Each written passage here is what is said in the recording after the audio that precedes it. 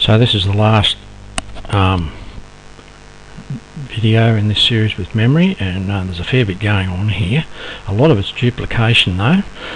For example, down here we're going to 4x4, which is 16. So that's 8 pairs that we'll be comparing instead of 4 pairs. So a lot more comparing. However, if you look at the script for, say, BAT, it hasn't changed by much. It's pretty much the same. Okay, there is no difference there. So the guesses is in there the way it's supposed to be, and the first 8 are as they should be. So there's number 8.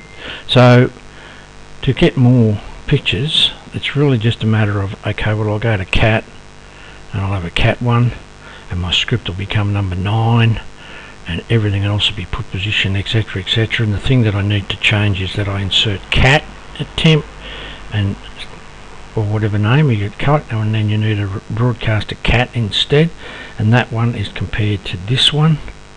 So they're essentially the same, except it's item 13 here.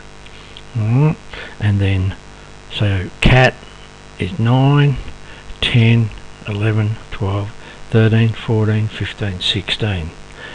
So essentially, apart from the new broadcast dove for dove, or whatever you decide to pick for your pictures, this one's a dove, then that doesn't change by much. But where the action really starts to pick up a bit is over here in the backdrop. So because you've gone to 16, your R is no longer 4, it is 8. Your random is 1 to 16, not 1 to 8. Your J is 16. So you actually, if you want to flick things on and test it, you can, just to make sure that the 16 random numbers being generated here.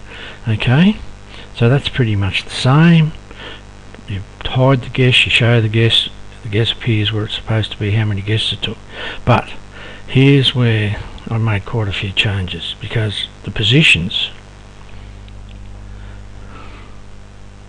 used to be just a whole list of inserts, and because I and J are used over here as randoms, they can be used in this little stretch here as well before they get picked up by them. So the variables, even though there's not many, they can be used more than once, which is handy. And this is where the action takes place, and these are positioning the X and Y positions by using a couple of loops. And if you have a look, the I and the J go up by certain amounts and down by certain amounts. So you get across the top, and then the next row, then the next row, then the next row. So like 1, 2, 3, 4, 5, 6, 7, 8, 9, 10, 11, 12, 13, 14, 15, 16. So just have a good look at this to get your position set up correct, and that will then allow you to go to put positions, which is where the actual tiles will sit. So let's give it a run and see how it looks.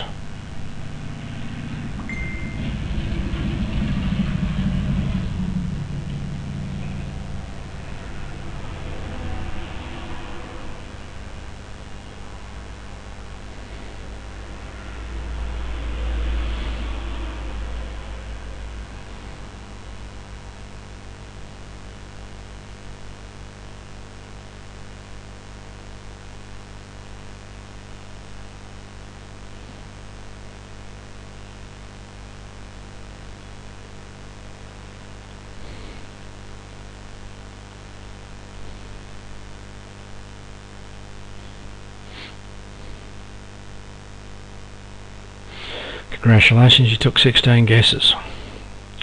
And there you have it. So just go through these, each one, duplicate, change, and spend a bit of time checking out this part here as well. Make sure it works correctly.